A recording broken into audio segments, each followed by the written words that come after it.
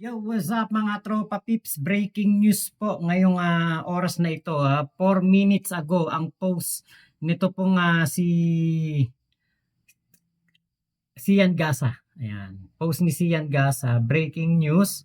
Ayan, naisakay na si Pangulong Duterte sa loob ng private jet papuntang Hague, Netherlands. Ayan, at mukhang naging dire-diretso po ang proseso ng paghuli kay Digong at wala pong nagawa ang kahit sinong DDEBs, mapa Senator Bongo o kahit pati RO mula sa Supreme Court, wala po nangyari. Si Digong po ay dinala na sa The Hague, Netherlands. At ngayon po, ito po ang ating topic. Ito po ang ating re-reactionan ngayon dito po sa vlog na ito ay meron kasi akong nakita na mga litrato at video po. Ayan, video ng pag-iyak ng mga DDEBs. Nag-iiyakan sila at grabe po ang kanilang mga panibugho. Talagang grabe ang kanilang nararamdaman ngayon na sakit. Unang-una na ito nga si Banat Bay. Sino kayo? Bubising naman kayo. Ito Katulog pa dyan. Alam nyo na kung sino kayo. Bubising naman kayo. Kawawa. Ako kanina talagang naiyak po ako nung napanood ko po yung inaaresto si Pangulong Duterte. Alam nyo po ba, kaibigan, hindi po biro. Hindi po biro yung nangyayari to. Ang ina, yan lang ang presidenteng nagbaon sa utang. Bigay sa atin ng magandang buhay. Yan lang ang presidenteng nag-ayos ng bansa na. Magandang buhay sa inyo siguro. Pero sa amin, hindi. Ano nga pala namin dyan kay Digong? Binaon nga kami sa utang yan. Yan lang yung presidente na na talagang masasabi mong inisip ang bayan kaysa ang sarili tapos gaganito. Inisip ang bayan o inisip si Michael Yang? Huwag mo nga kaming lokohin, Banat Bay. Mga putang ina ninyo talaga. Mga putang ina ninyo. Nandito pa rin po ako sa galit na galit. Ano. Walang magagawa yung mga mura mo. Kahit anong gawin mo, kahit maglupasay ka pa dyan ngayon sa Hong Kong. Hindi nyo na mapipigilan. Tinangay na si Digong ng Learjet. Papuntang The Hague, doon po sa Netherlands. Nagawa ninyo dito kalat po na sinasabi nyo, bayaran po yung mga taga Hong Kong na nagpunta doon sa rally. Mga gunggong ba kayo? Mga putang ina nyo, wala pa sa kalahati yun. Yung mga nakilala ko dito na hindi nakapunta dahil punong-puno na, dahil may trabaho pa rin po sila kahit linggo. Kasi may mga trabaho naman yung iba, hindi naman po lahat Tapos yung iba may kailangang gawin pa rin. Related sa kanila mga pamilya dito kaya hindi nakapunta. Pero mga kababayan ako, naiiyak talaga ako kanina. Walang biro. Hindi ko mapigilan habang kumakain po ako ng noodles. Hindi ako nagloloko. Oo na, sige na, umiyak ka na. Habang kumakain po ako ng noodles kanina, nung pinapanood ko yung asawa ni Pangulong Duterte na sinasabihan siya na gusto sumama. Tapos sabi ni Pangulong Duterte, wag na. Dahil hindi kasya sa elevator. Alam mo, grabe, putang ina nyo. Pagkatapos gawin ni Pangulong Duterte yung mahalin yung bayan. Pagkatapos kayo pagsilbihan kayo mga pulis, mga putang ina. Hindi talaga nakakairita Putang ina, yun lang ang presidente nagangat ng sahod ninyo, tapos ganyan kayo. Gusto mo pala Porque tinaas ang sahod ng mga pulis, hindi nahuhulihin si Digong kapag siya'y naging kriminal na. Mali yan. Nakay sa utos, sino? Utos ng mga puti. Putang ina nyo, utos ng mga puti. Ba't kayo sumusunod? Sakop na pa rin po ba't nila tayo hanggang ngayon? Tuta pa rin po ba tayo ng mga putang ina mga puti na yan? Wala kayong paninindigan. Kayo ang traidor sa bayan. Traidor kayo sa bayan. Mga putang ina nyo. Sabi hindi, sumusunod lang kami. Ano sinusunod nyo? Meron na bang korting nag-issue ng warrant sa atin? Oy, bugo ka ba, Byron? Hindi mo ba alam na sabi ng Supreme Court, tayo ay may obligasyon pa din na makipagtulungan sa ICC. At tayo ay under ng Interpol. Kasapi tayo ng Interpol, International Police Organization o community maya, kung ano man tawag dyan sa Interpol, sakop pa rin nila tayo. Kaya nga nahuli si Tevez doon sa Timor-Leste dahil tayo ay nakipagtulungan sa Interpol, lumingi tayo ng tulong sa Interpol. Ngayon, kapag ang Interpol pumunta sa ating bansa at may huhulihing kriminal, kailangan nating makipagtulungan. Wag mong iligaw ang mga facts, wag mong iligaw ang mga katotohanan, nagpapadala ka sa iyong emosyon eh. Alam mo Byron, when emotions are high, intelligence is low. Alam ko na, medyo nabobobo ka ngayon. Meron ba korte sa Pilipinas na inisyuhan ng warrant si Pangulong Duterte? Hindi. Yung putang inang ICC na yan na wala namang kinalaman sa bayan natin, walang jurisdiction. Mas gaganyan ninyo? Ukininam kayo, ukininam. Sama-sama kayo dyan. Sa puti. Pikon na pikon si Byron, ano? Kasi anito niya yan eh, Panginoong Diyos niya yan eh. Ala na kayo magagawa eh. Nahuli na si, si Digong, di ba? Hindi naman gusto ng, ng mga Pilipino na mangyari yan kay Digong. Siya ang may gusto na mangyari yan. Hinamon niya ang mga, ito, ICC, di ba? Hinamon niya.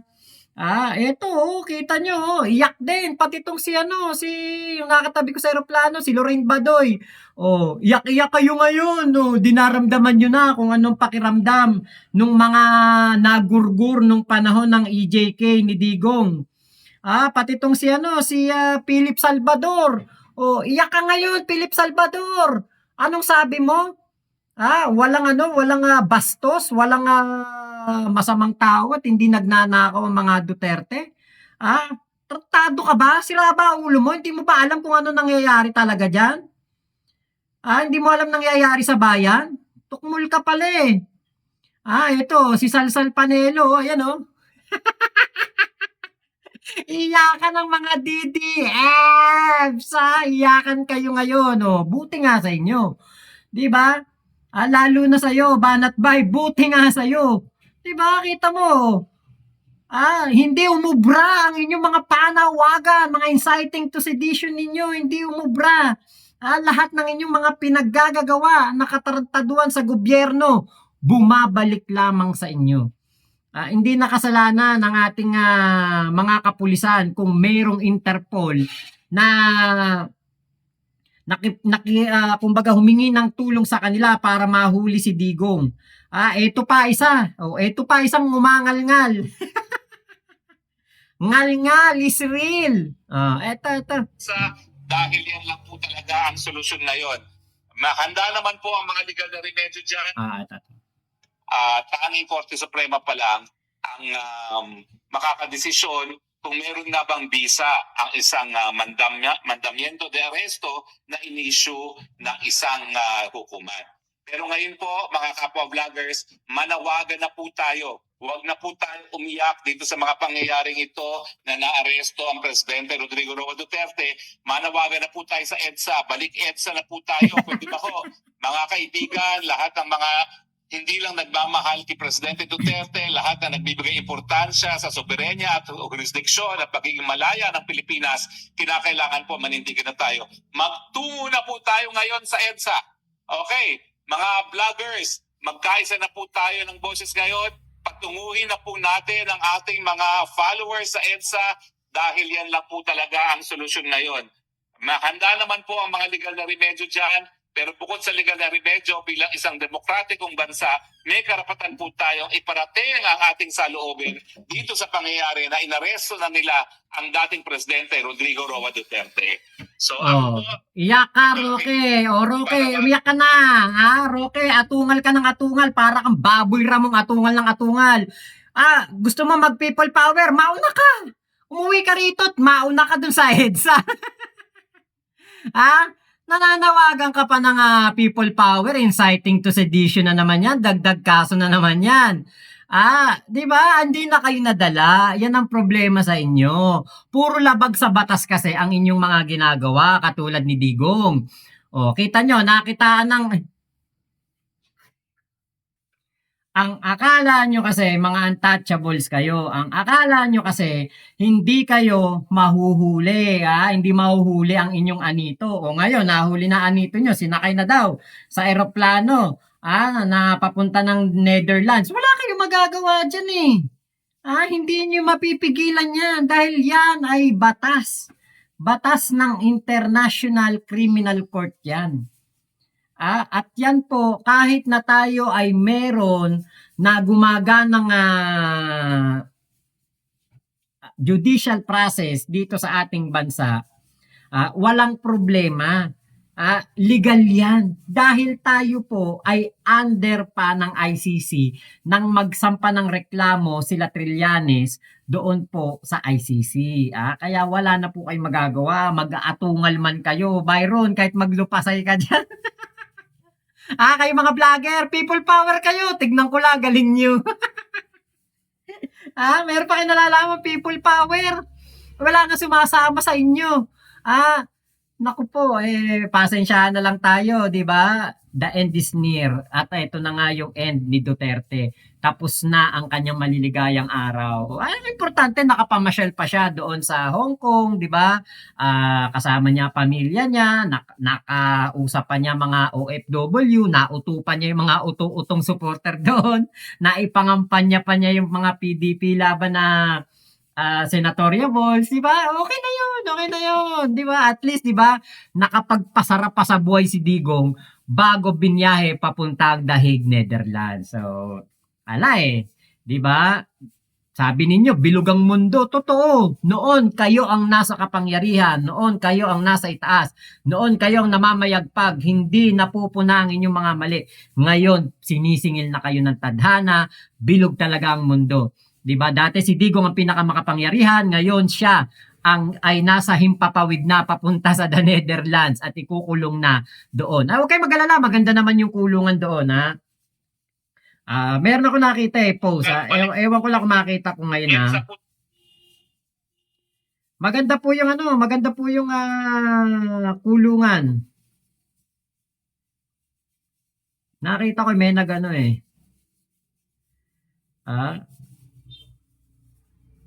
Okay, maganda yung kulungan doon, nakita ko. May mga gym pa nga Hindi malulungkot si Digong doon. At sabi pa nga ni Robin maano daw. Ito, ganda maganda yung kulungan doon. Malayong-malayo sa Bilibid, di ba? Ayan may gym. Ayan complete sa sa facility ng health facility, may library, may basketball pa, di ba? Maganda po kulungan doon, kaya wag kayong mag-alala, hindi po maboboring si Digong doon. Pwede rin namang dalawin si Digong doon di ba? Pwede naman dalawin ang kanyang pamilya sa baka ng kanyang abogado. Kaya pwede, wala kayong dapat ikabahala. 'Di ba? Nakakaawa pero kailangan po talagang pagdaanan ni Digong ang proseso ng batas para mapagbayaran ng kanyang mga kasalanan. Tanggapin niyo na 'yon. May kasalanan talaga si Digong. Inamin naman niya. 'Di ba? Inamin na nga ni Digong, tas kayo in denial pa. Sisihin niyo Supreme Court. Sabi kasi ng Supreme Court, tayo po ay obligado pa ring makipagtulungan sa ICC at obligado rin tayong makipagtulungan sa Interpol dahil tayo po ay kasapi sa Interpol. Wala kayong magagawa. So, yun lamang po. Maraming salamat sa pagsama nyo dito sa aking vlog na ito. Abangan natin mga update Ingat po kayo. Mama chup chup. Labi labi. God bless us all. Pilipinas. God first. Salamat po.